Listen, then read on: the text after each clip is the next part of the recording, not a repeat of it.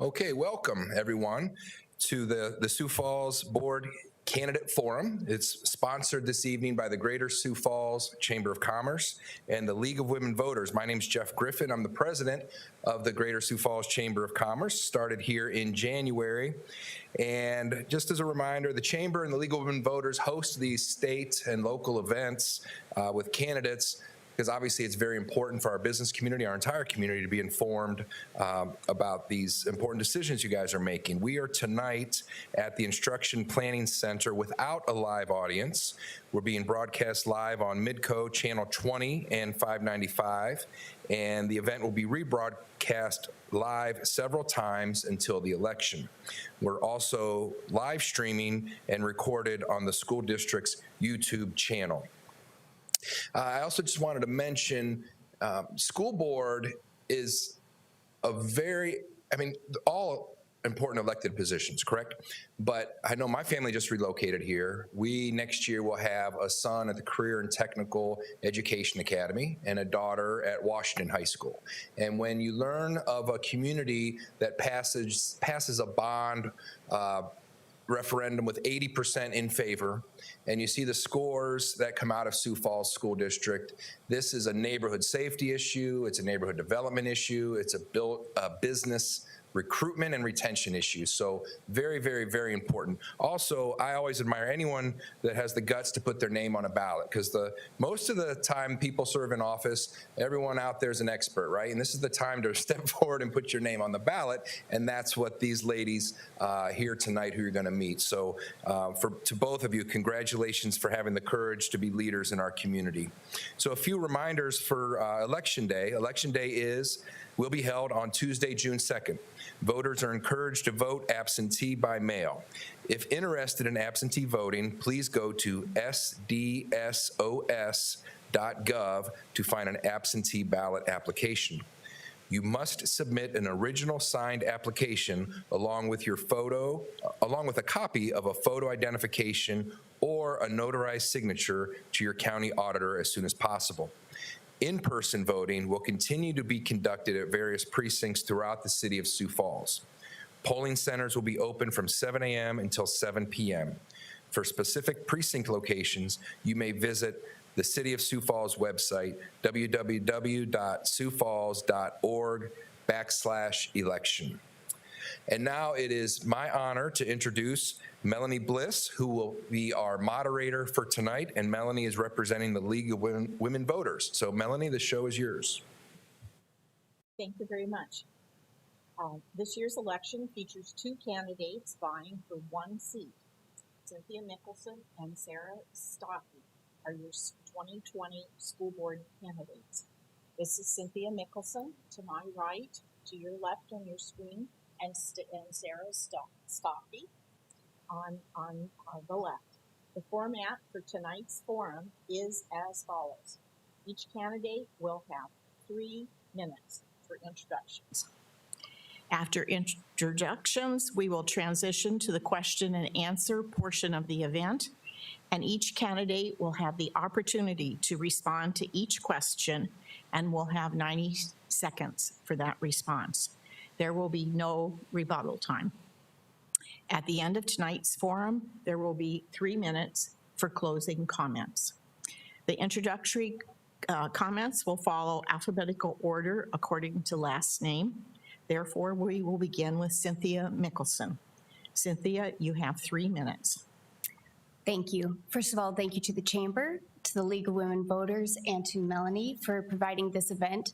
I wholeheartedly agree with what Jeff said in that the school board election is very important.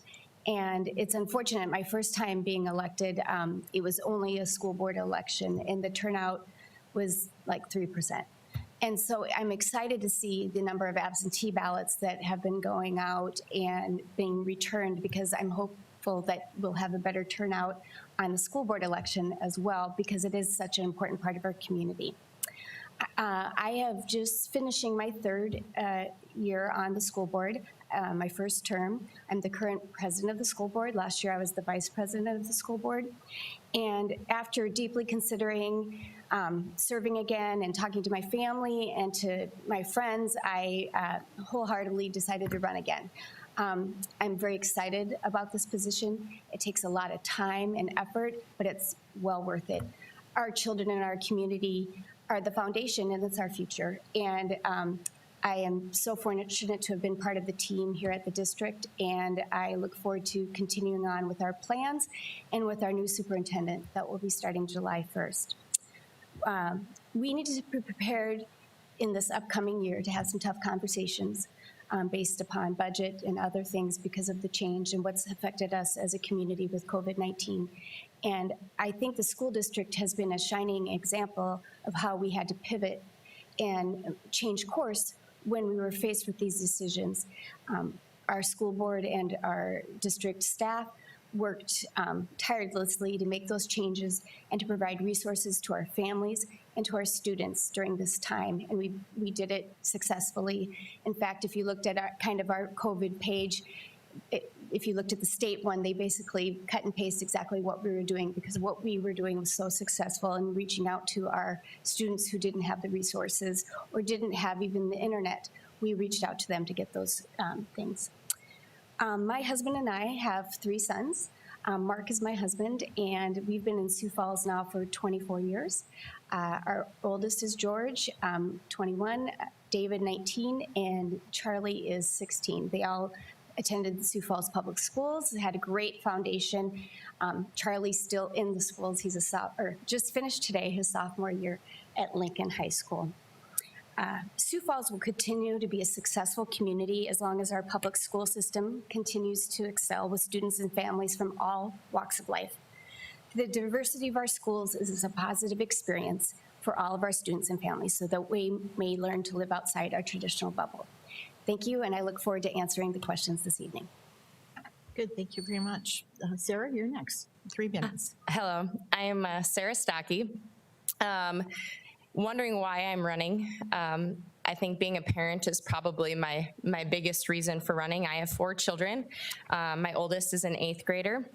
I have a 6th grader, I have a preschooler, and I have a 1-year-old. And I'm also an educator. I am a professor of nursing at USD. I'm a registered nurse. And so education is my passion. Students are my passion, and any student I've ever had. I used to teach at CTE Academy as part of the Sioux Falls School District.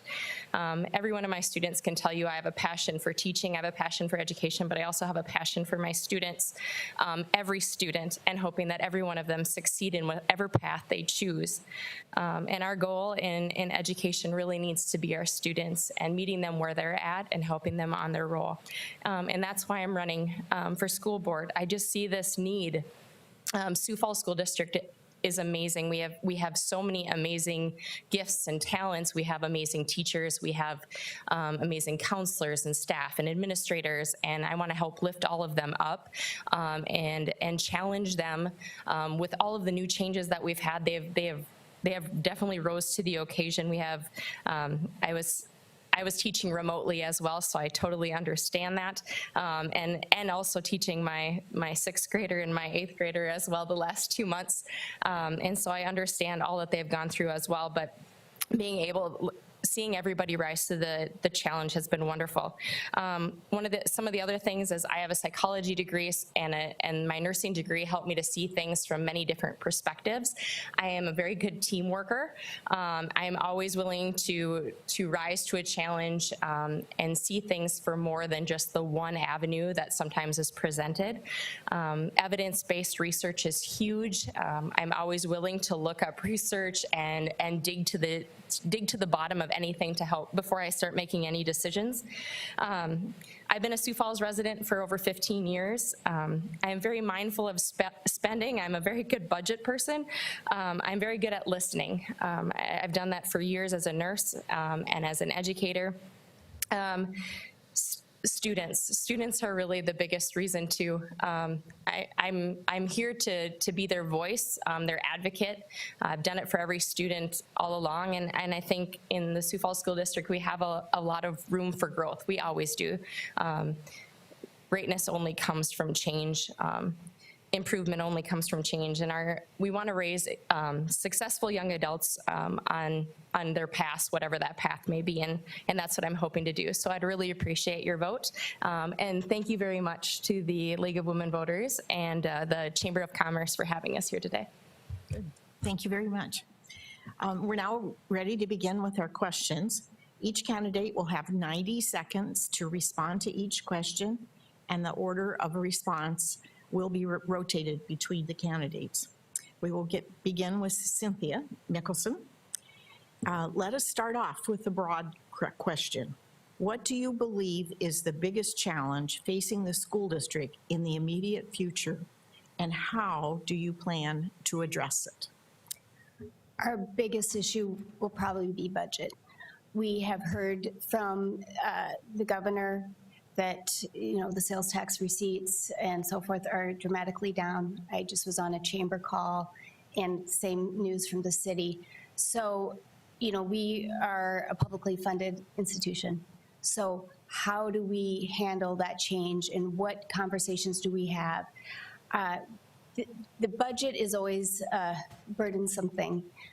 When I first ran for school board, I met with Todd Beek, the business manager, to make sure I understood education funding. My husband at the time was in the state legislature, so I met with him to get another handle on it. It's not an easy, there's many legislators that don't even understand legislative funding. So I understand that principle and how we are going to do that. I'm very detail-oriented into that. I've been working on the budget for now 3 years, and going forward, that's going to be hard. But I also know I have helped raise money outside public funds, private funding. Through my work with Steve Hildebrand at Promising Futures Fund, we raised $600,000 for SIPS education for our Title I schools for reading. And that's a big number, and that's something outside the box that hasn't been done inside the Sioux Falls School District. Thank you. Mm-hmm. Sarah? I believe that our biggest challenge is communication. I think that we have a lot of room for growth in communication. We're starting to use things like apps and texting and phone calls and emails, but we also have to be respectful of the email overload, the phone call overload, the lack of internet access for some of our students, and how do we communicate with those parents that work 2 jobs? And how do we raise those expectations that they have to do more at home? How can we be their support system? And so I think communication is a really big part. And there's lots of different avenues we can go at communication, but I think one of the biggest things that before we can broach a subject is we need to get feedback. I need to get feedback from the parents and the students. What works the best? What isn't working? How do they prefer to be communicated with? What do they want to be communicated with? Where do they feel the lack is? I think that's some of the biggest things before you can move forward and address anything. I think we need to figure out where all the empty spots are. Thank you. Yeah. We'll start with Sarah on this one. As a board member, what type of relationship do you plan to have with parents, community members, and other elected officials? I'm a big relationship person. I believe that the only way to get anything done is through a solid team, and parents are a huge part of that team. Legislators are a huge part of that team. The members of the school board, members of the administration, teachers, counselors, every part of the staff are extremely important in that team. And I'm very much a people person, so I'm always out. I'd be very willing to I'm probably going to be the person that's at every building asking everybody what they need, what their views are on everything. But I always want everybody's feedback, and I'm really a big people person, and I know that the only way to get anything done is to work together. Thank you. Okay, Cynthia? Thank you. Great question. Relationship is the key. I always try to extend that to everyone I meet. When I found out Sarah was running and found out her name, I reached out to her to let her know if there was anything I could help her, if she had any questions regarding how to even campaign election type stuff, because this is if you have two good candidates, it's a better choice for the public. And I wanted to make sure she had the tools to do that. So as you can see, I rose up quickly as president of the school board in my 3 years of service, and I think that's because the relationships I developed quite quickly with the other members, even though there were several members with more extended time serving.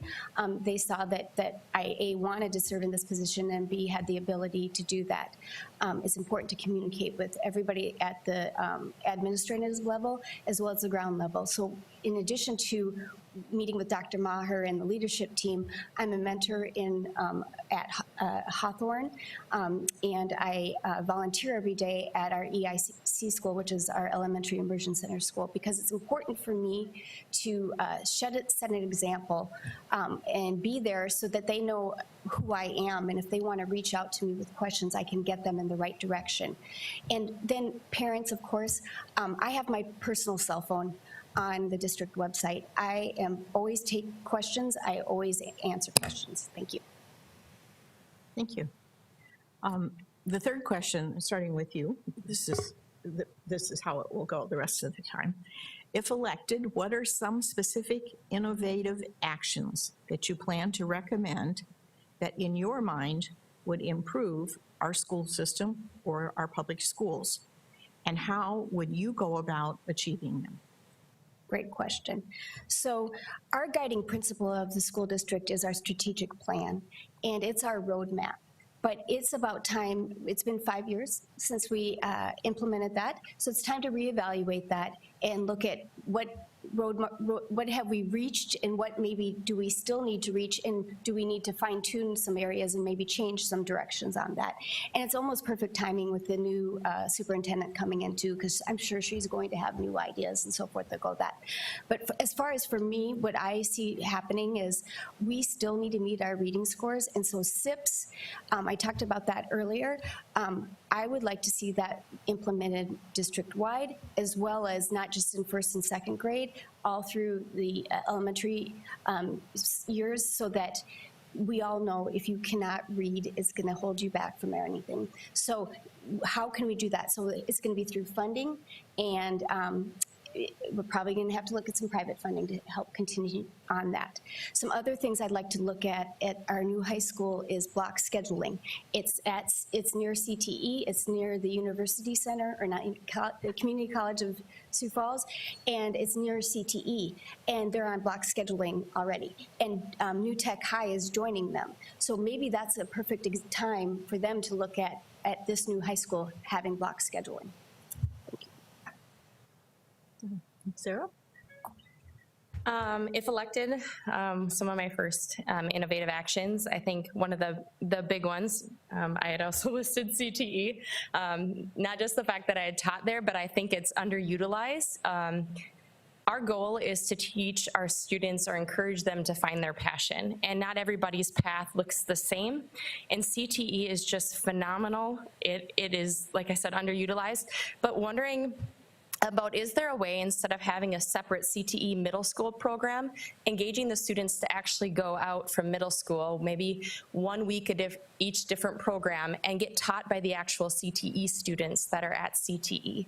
A way for the students to give back that are already out there, but also to engage in that passion. Because I know right now at the CTE level, my daughter just got through middle school, and she can honestly tell me, because she went out to my program at CTE, and she goes, this is so much different. If I would have known CTE was like this, I would have loved it a lot more. And so how can we build it, and how can we grow it? That's one of them. The other thing is remote learning. I think this COVID experience has really taught us a value in remote learning, whether it be for snow days.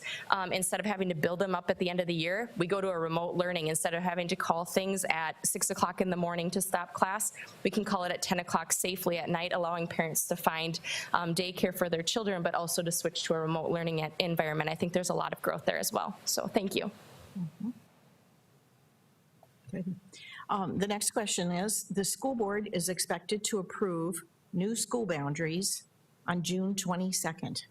This is obviously an important and emotional issue for many families in and around the Sioux Falls area. When considering options for school board boundaries, which would you look at most closely? Sarah's starting. I looked at you. Yeah, I know. Sarah. I was like, I think it's her turn. That's okay. So I listened to all of the call-in sessions for the boundaries, and I think there was a lot of really good feedback, a lot of really good ideas. And I also looked at what do they all offer. And I know that people are afraid of change. Change is always scary, change is new, but I think too that we're all changing together, so it's kind of a good challenge for all of us to have.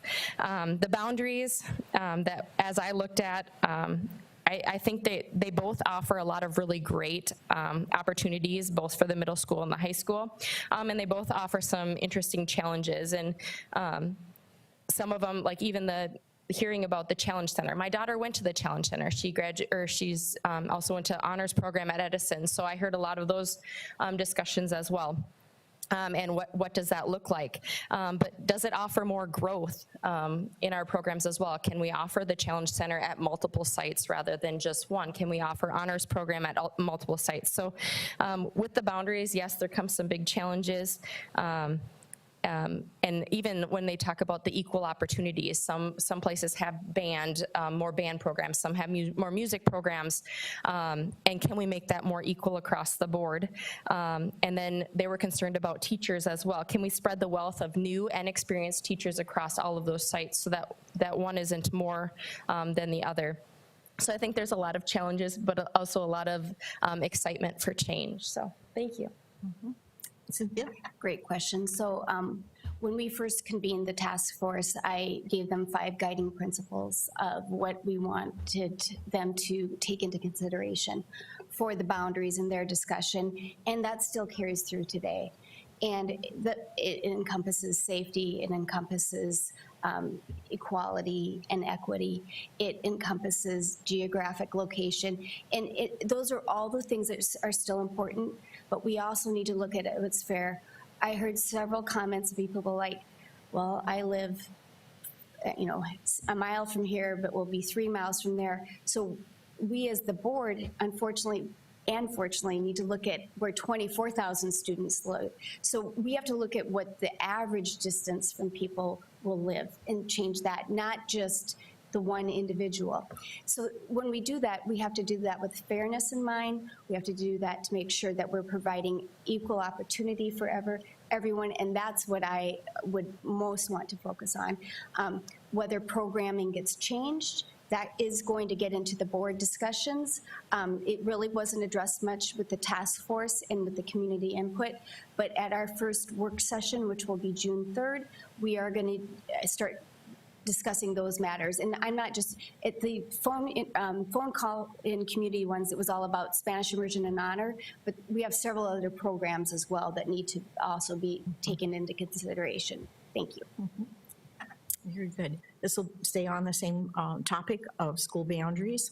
Are you in favor of grandfathering students if they start the next school year at one campus and the new boundaries place them at a different school by fall of 2021? If so, what would your criteria be for grandfathering in students? Great question. So can I give it in both levels too? Mm-hmm. Because for me, there's a different answer for between high school and middle school. Thank you. And I've got another comment about it. Yeah. Too, so. So I didn't know, maybe you have another question on middle school, or should I address it all? Okay, thank you. So high school, seniors to me is a no-brainer. Seniors, they have to finish where they started. That's just not even, so where it gets murky is anything below that, because then the next question is when and if we do seniors, are there tag-alongs? So I have asked, and I've not received yet, so I have not made a final determination. So what I'm going to give you is the answer, what information I will be taking into consideration. We need to know the numbers of tag-alongs for seniors, and we need to know the numbers, if then we decide to go down to juniors, we need to know the same question, if we're going to let sibling tag-alongs, because transportation is a problem. High school, we don't bus, you have to carpool or get there yourselves. So that's something, those are the other numbers we need to take into consideration through the sophomore year. As far as middle school, that becomes harder because I see both sides right now. If you're an 8th grader, you want to finish where you are. However, if you're going to the 8th grade at your new building, you're going to be more apt to be going to high school than with that same group of people. So I've asked for those numbers as well before I make my final determination. And since I haven't seen those numbers, I can't truthfully answer that. But that's the information I'm going to use to make my determination. Thank you. Good. Sarah? I completely agree. Seniors, definitely, it's your last year, letting you finish out where you started. But I think too, like, figuring out why. Why is it that they want to stay? Is it because it's closer to home? Is it because they're with friends? What is it, a specific activity that they've been in, you know, with the same coach? What is it that's making them want to? I think that's a big factor into versus I just want to stay because I want to stay. So I think a lot of that has to play in. And then, yes, figuring out how many need to be grandfathered in and how much room do we even have. And then talking about their younger siblings, maybe not grandfathering them in, but if there's availability for open enrollment, opening that up to those, first served to those younger siblings. But I definitely agree, as seniors, you kind of want to finish it out where you've been for the last 3 years. So definitely, thank you. Mm-hmm. Good enough. The next question, we'll start with Sarah. What challenges do you anticipate the district will face when schools are able to open following the COVID-19 pandemic? How do you plan to address these issues?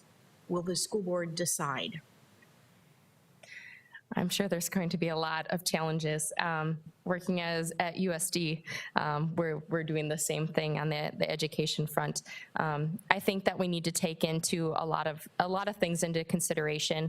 Our students' safety is number one. Our teachers' safety, our staff safety, but also the cost of supplies, and what is actually going on in Sioux Falls at the time. It's hard because everything's kind of a case-by-case basis, week by week, day by day. We're always watching for numbers, but looking to those medical experts in our community, looking to the school board, looking to our administrators, and then putting our students first as we work through those. Some of the biggest challenges is going to be room. Right now we have a 6-foot social distancing, and to be able to fit over 20 students in a classroom, I'm positive that's going to be a challenge. Keeping kids washing their hands. As parents, we all know that this is a struggle, and getting them to wash their hands appropriately, wearing masks appropriately. You walk around in Sioux Falls alone, you see people with their nose out of their mask or their mask around their chin. It's not doing much good there. And as a nurse, that is extremely frustrating. But definitely some challenges that we're going to have to identify and make policies and procedures that are going to be in the best interest of our students. So thank you. Cynthia? Thank you.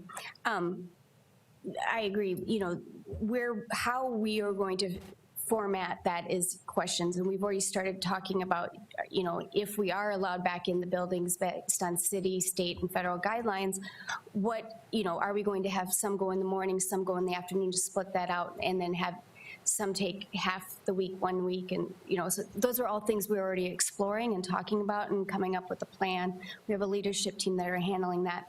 But to me, the bigger issue is social emotional learning, and we hear that a lot in our schools, and it's not only going to be for our students, it's going to be for our staff. And how do we meet them with those needs? Steve Hildebrand and I delivered books and notes to all the title schools. The book is called How to Fill Your Bucket, and it's about hope. And how can you, no matter what your circumstances are, use your best attribute to help others and provide hope. And those are the things we're going to have to focus on, in addition to providing them a quality education. We're also going to have to reassess, you know, it's usually called summer slide. I guess it's going to be called COVID slide this time. You know, what things were not kept over that time, and they didn't make that. So how do you address that? And the other issues, I've already gone to the Department of Ed on this as before, but do we need to reassess what our testing is? How we do that and do it in a different manner. And Sioux Falls School District is perfectly the test case for it, because we have the staff and ability to do that in a different manner. Thank you.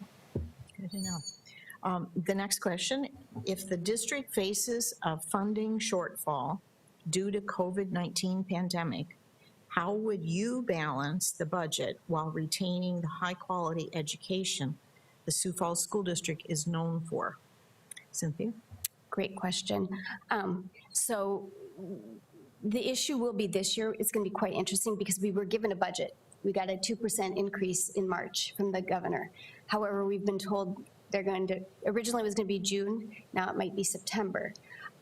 So what's going to be interesting is there's so many other COVID funds. I'm going to first look at, if we are given a shortfall, is there other COVID relief funding that we would be eligible for to recapture back into our budget based on what we're doing and how we're changing and all that, so that we can maintain our salaries and so forth and be the premier school district, I believe, in the state.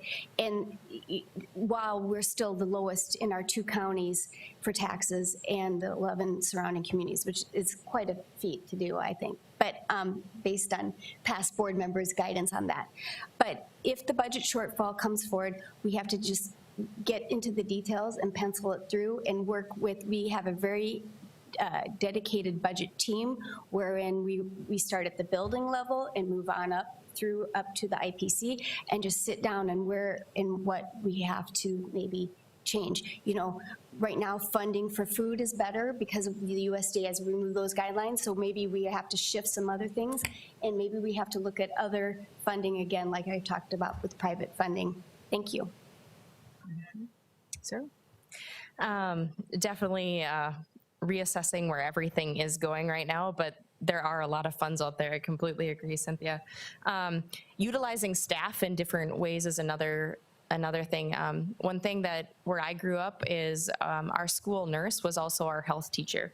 Is that something that we can use? We can utilize staff in other fields. Is it something that instead of EAs and subs, can we ask parents to volunteer more in the classroom? Can we utilize things in different ways? And looking at where are those surpluses, where are those things that aren't absolutely necessary for this next year that maybe we can put into the plans for the next year after that, once we've rebounded from COVID. So I think assessing where everything's going, and then absolutely looking for those grants, and we have lots of amazing people that know how to write phenomenal grants in our school district, and find money where you wouldn't even imagine that there was money available. So I definitely would use all those resources. Thank you. Good. The next question is about workforce development. Workforce development continues to be an issue our business community faces. With the needs of employers continually changing, how will you work to ensure that our students are given the tools to succeed in the modern workplace? What kind of community partnerships or activities could support student achievement during or outside of school? Sarah? This is my passion for CTE for sure. I'm a very hands-on teacher. I want to engage my students, and I taught with teachers that did the same thing that I worked with at CTE, but I've also seen it in my daughter's teachers, my son's teachers, that have engaged them in activities, real world experiences. New Tech, our amazing New Tech high school does this as well, where they do project-based learning, where we can partner with where are the industry needs. Healthcare is always going to be a big one. Welding is another one, electricians, plumbing, all of those things we need lots of people to go work in. How can we apply that in our algebra classes? How can we apply that in our math and our construction classes? How can we bring those industry partners in and create creative projects that not only engage our students in the content that they need to learn, but that they want to learn and they want to come to class, and then they're also better prepared for when they graduate, giving them those tools and helping them see the real life value for everything they're learning. I used to hear it all the time. I don't know why I take this class, and I've heard it from my daughter and my son as well. This class has nothing to do with what I'm going to do in life. And then I would go online and be like, well, you need it for this job, or you need it for this career. Did you know that when you do this, that you're using this this formula, and it's just very eye-opening that they're like, oh, this is real life application, and I think helping students see that and help them on their path is important. So thank you. Do I? Go now? Yeah. Okay, thank you. So for workforce development, I think we need to start even earlier, and Sarah's touched on that, and I have been a big advocate of CTE in the middle schools. I, in fact, helped to pass last year when they were going to slash the EAs for CTE at the middle school. I helped to get that so the funding came back in. In addition, we have a great partnership with Southeast Tech. The school board oversees them as well. And so we need to make sure we're using that resource. Finally, I'd like to see a better transition, because maybe someone starts at Southeast Tech or a tech school and then wants to go on to college, but cost is prohibitive, or they need to get back out in the workforce. The state has already started, but we are now even making stronger a program. Basically, you can get some credits in high school, you go to a tech school, get your associate's degree or your certificate, and then DSU is working with them so that they get those credits already on there. So those are the types of things I want to see, so that they never think they're at a finish line, that there's something even further to reach for. And because everybody has a different path, as Sarah said as well, but we want to make sure that they keep striving and reaching for education throughout their life. Thank you. Okay. Either one of you can tell the audience what CTE stands for. I think some people in the community may have not gotten that message. Career and technical education. Okay. Yeah. And what is the difference between that and the new school?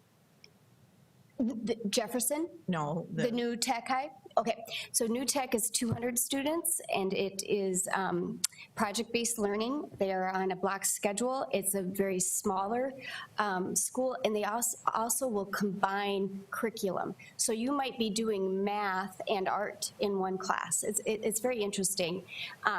And that currently is being housed at Southeast Tech, but will move into the new high school at Jefferson High School. at Jefferson. And then Career Tech is its own building out in that same area as we're talking about, but it's open to our school district, as well as we have seats from other school districts that purchase seats there, and they go out there in our bus to, or they can drive as well, and take career and technical education classes there.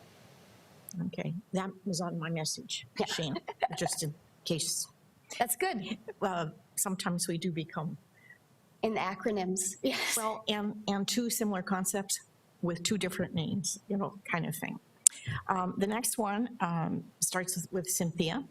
In the past few years, the state legislature has considered and ultimately defeated bills addressing pre-K education. What are your opinions on pre-K education?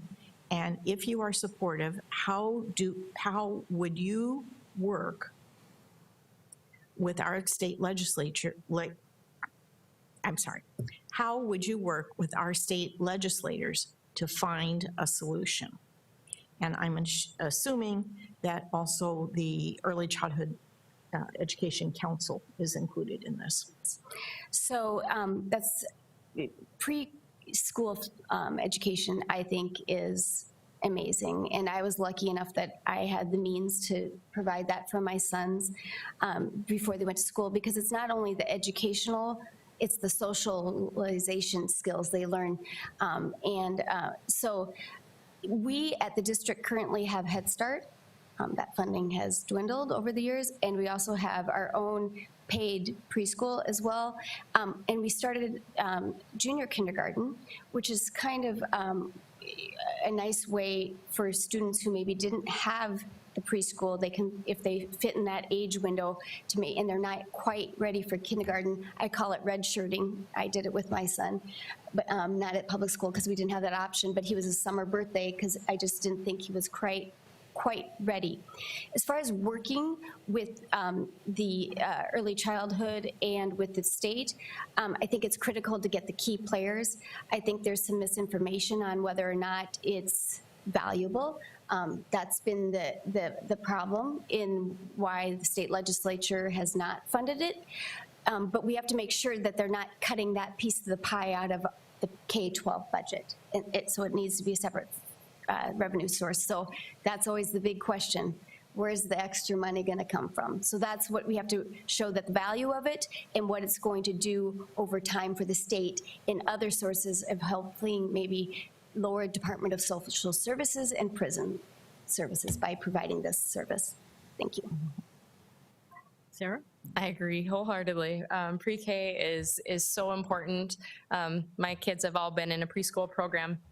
And not just the socialization, but even the just knowing how to wait your turn, and just structure and how to sit in a class and how to raise your hand, just those things just to prepare them for kindergarten. So kindergarten isn't such a, oh my goodness. We also have many parents that work 2 jobs, and they're not able to sit at home and teach all of the things that pre-K is able to help out with. It's just a big, huge support for getting those kids involved and passionate about learning. I agree so much with how we need to, that passion for learning should never stop. And if we can engage them when they're 3 and 4 in activities where they're learning every day, where they have a love of coming to school. I've worked, one of the courses I help teach in at USD Nursing is community health. And so I do spend a lot of time with Rita and the Head Start program here at in the Sioux Falls School District. And that program is phenomenal. You see those kids and they just beam when they see their teachers. They come running in. If there's been a break, that's their stability. It's they eat family meals. Just learning their manners is all such a huge part of what pre-K offers. And I definitely agree, funding is gonna be a big problem, but we can find it. There are so many things out there that we can find. And we're very creative. We have lots of creative ways to come up with things. So thank you.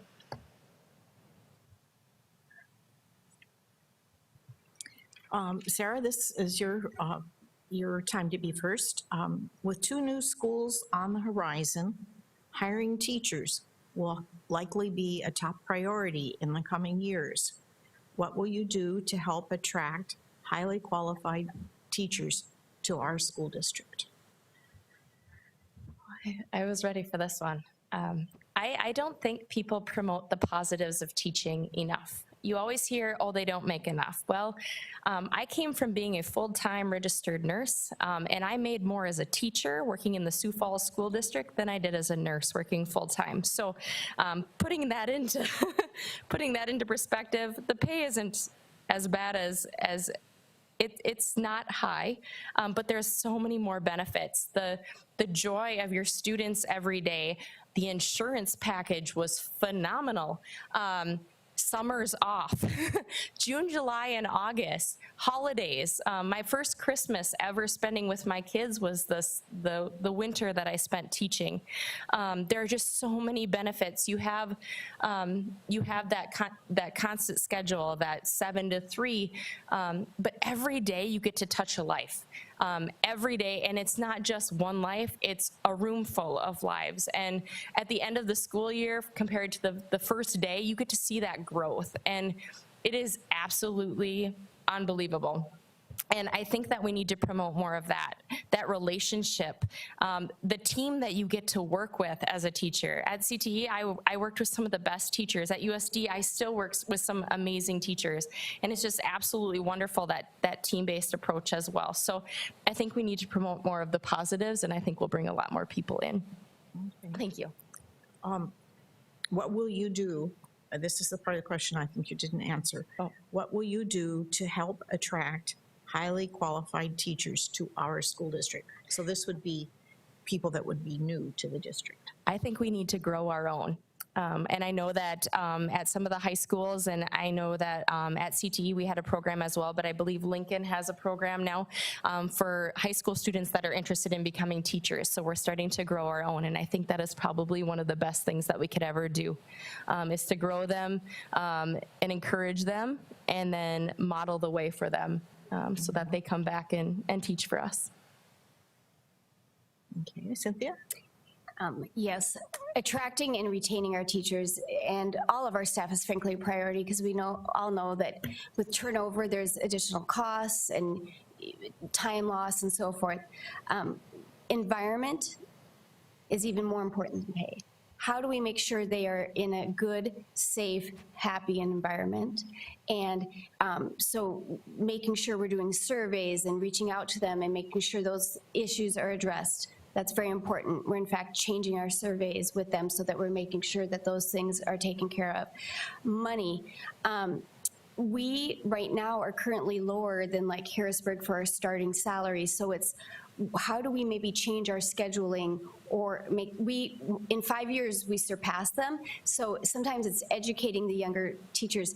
By the way, if you stay here, you're going to be already over that. We have surpassed Harrisburg, and our benefits are better. But sometimes when they're younger and they're still on their parents' insurance or on a spouse's insurance or something, that doesn't catch up to them until later. So making sure we're educating them through our HR and so forth, that they're having that. And the rewards of what teaching is and what they do and provide for somebody's life. It's such a wonderful,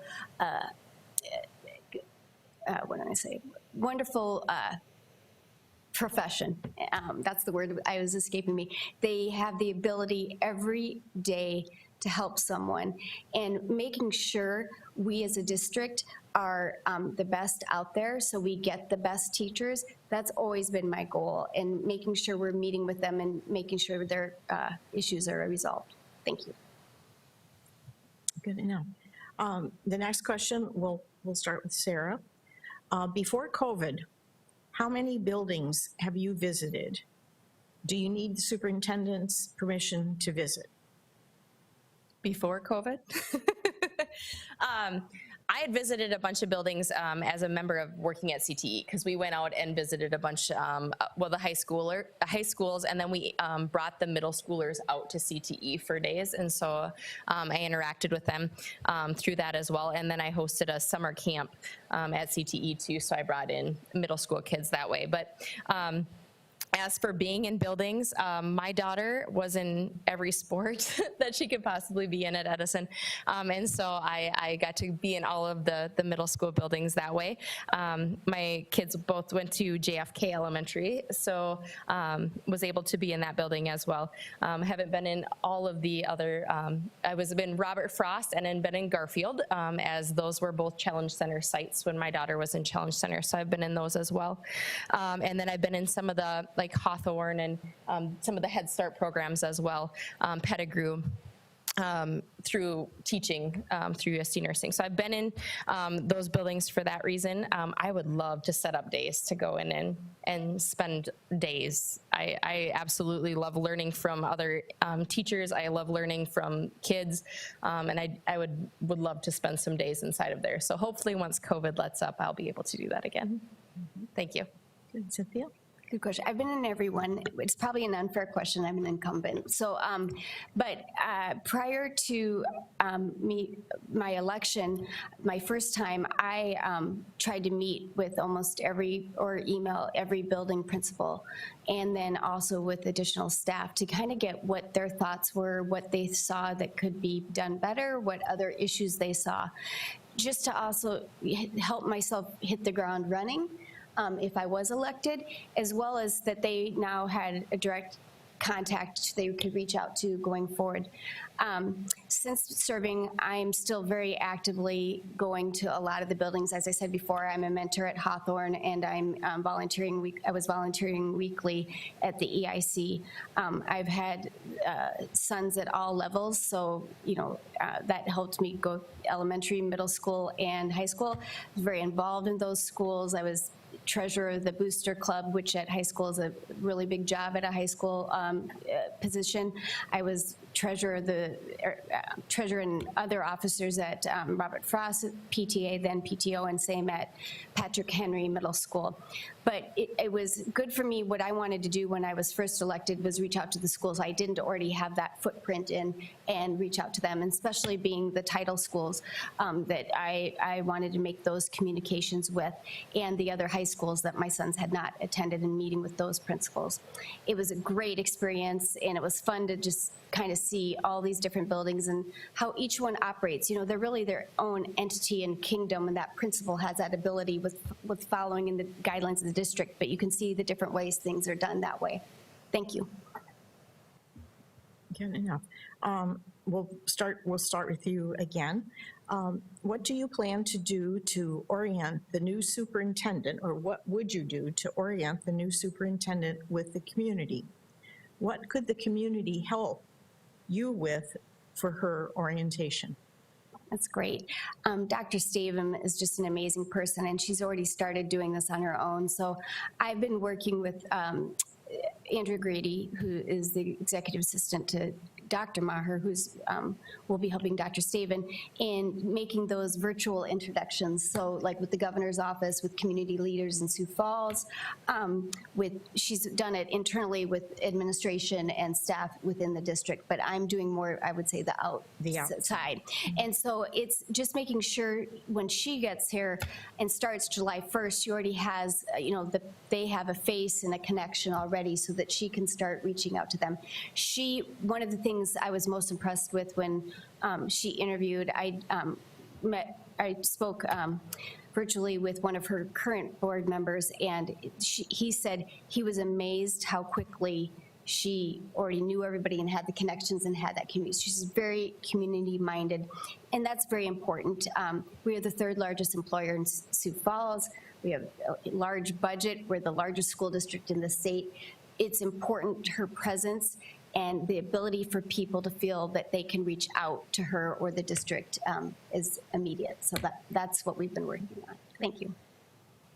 And Sarah? I think, well, I would be orienting to the position as well. But I think going out and meeting, going to all the schools and introducing, it would be both of us to all of the staff, administration, students, and then for the community, I'm really learning remote. Zoom is phenomenal. You can reach through webinars. You can reach out to a lot of people. We have even tonight being able to talk like this, and getting that community feedback, allowing people to ask questions, getting to know. But the only way to truly orient anybody is to build that relationship. And so a relationship goes both ways. And I'm very excited to meet the new superintendent. I am very excited to get into this position. And I think the best way to build that community relationship is getting out there and meeting people. So thank you. Let's end on a positive note. In your opinion, starting with Cynthia, in your opinion, what is our district's greatest strength? Oh, I've said this over and over and a lot during the COVID issues is it's our people. Our biggest and best resources are people, and we have the best. And it's continuing to lift them up and provide that. And we have great people because we have a great environment. We provide a great product, and their hearts are all in providing the best education for students, no matter what they need, and always meeting their needs.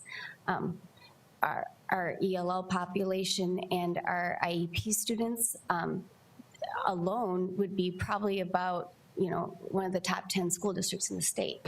So how do we provide these great resources while also providing resources for dyslexic students, while always providing services for the honor students? So how are we always going to do that? And I say competition is good for us.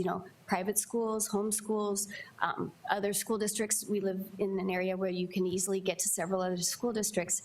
We have to provide the best quality so that we don't become a donut urban community and people start going who can and travel to outside our district or to private or to homeschool. So having the best people and providing the best education. Thank you. I heard the word donut. Donut. Donut. Yeah. Okay. Donut. So donut. Sure. Sarah? I would say our greatest strength is resilience. COVID has taught us how resilient we can be. We could have all just thrown in the towel and said, we're closing school, we're going to close. But we saw teachers step out of their comfort zones, and people that were not comfortable on computers became comfortable on computers. We had students that weren't comfortable learning in that environment, and they took it upon themselves to be creative. And we have seen teachers come up with phenomenal things. I just saw one of the music videos that was put out by one of the music teachers, where they had all the students send in little segments of music, and they put it together. It was absolutely phenomenal. And we bounce back. And we are better than we were before. And so I think resilience is a huge part. Even the school lunches, I mean, it brings tears to my eyes watching how many of our staff volunteered their time to go provide food to those who didn't have food. We found ways to connect with our community, and we remembered what we're here for. We're here for, just like Cynthia said, we're here for the people. Sioux Falls is an amazing community. We have a vast array of support from the community, but also from within. And resilience is definitely our key word this year. Thank you. Good to know. That brings us to our closing comments, and we will have 3 minutes, and we may go over 1 minute, but we'll be pretty much on time. We'll start with Sarah and then go to Cynthia. So again, I just wanted to say thank you to the Chamber of Commerce and the League of Women Voters for providing tonight's activity, especially having to amend it to the new ways. But I also wanted to thank all of you that are viewing at home, or maybe will be viewing this later on YouTube. I want to thank you for stepping up to the plate and getting active and being a voice for our students. Why do I want to run? As I said before, I'm a mom. I'm an educator. Education is my passion, and I'm here for our students. I know that every student doesn't learn the same way, and I know that we have phenomenal teachers. We have teachers that should be mentors for other teachers and guidance, and they raise the challenge, they flip their classrooms, they implement fun, engaging ways, and their students want to learn. They crave learning. And those are those people that I want to promote. I want to raise up those administrators that walk the talk, and those teachers that walk the talk, and the rest of our staff in our buildings, our custodians. One of our custodians at CTE, Matt, was one of the bright, cheerful people that every student saw every morning and looked forward to. And I think every person within our Sioux Falls School District is so important, and valuing them and making sure that they have an important role in everything that's, every decision that's made. And finally, I think one of my biggest reasons for education is that, like I said, not every student is on the same path, but every student should succeed. And we should be there, and we should help them to find that way, no matter which way it is, and support them. And help them to rise to the challenge and raise that bar for every student, because I think sometimes we let the bar drop, and it's just because they choose a different way doesn't mean that they're not going to be successful. And so hopefully helping to raise that and building those relationships with our students, and then supporting our parents. Parents work really hard. Many of our parents in Sioux Falls work 2 jobs. Both parents work outside the home. How can we support them and still help their kids to be successful? And making sure that all students have equal opportunities no matter which school they do go to, and that they'll be challenged appropriately. So thank you, and I would very much appreciate your vote in June. Thank you. Thank you. Cynthia Mickelson. Thank you. As an attorney and a grant writer over the years, I've learned to be an advocate and to problem solve. And I've always tried to bridge the gap as a board member between parents and other community members and the district, because sometimes it can be overwhelming to navigate those waters. So I will continue to do that for all of our parents and guardians and community members and taxpayers in our community when you have questions about the district. Or if you want to question something I've done, I will be there for you. I have also served outside in other volunteer activities that have helped the district. I recently finished a campaign with the Volunteers of America for the Home Place campaign for our homeless students in our district, where they can go and live, and originally had only 10 units. They built a new building of 21 units. We raised $3.5 million. So I'm always looking for other ways to strengthen our district and our students. I thank you for taking the time to listen this evening. I've learned long ago that those of you who show up are the ones that get things done, and your involvement in tonight is a testament to that. I'm proud of the work we have done these past 3 years, and I'm proud to work for you, this school district, and our community. I commit to continuing to work hard so we can provide the best quality education at the best tax cost. Some of the things I'm most proud of these past 3 years was the Promising Future Fund that I mentioned earlier, the passage of the bond at 85%, the remote resources to our students that we did during COVID-19, both food and educational resources, and we increased our graduation rates without lessening the quality of their education. And finally, the SIPS program. I look forward to continue to fighting for our students, our teachers, and our administrators. Again, thank you for listening tonight, and I appreciate your vote on June 2nd or earlier by absentee. Thank you. This concludes tonight's school board candidate forum. We appreciate all of those of you who have watched from home.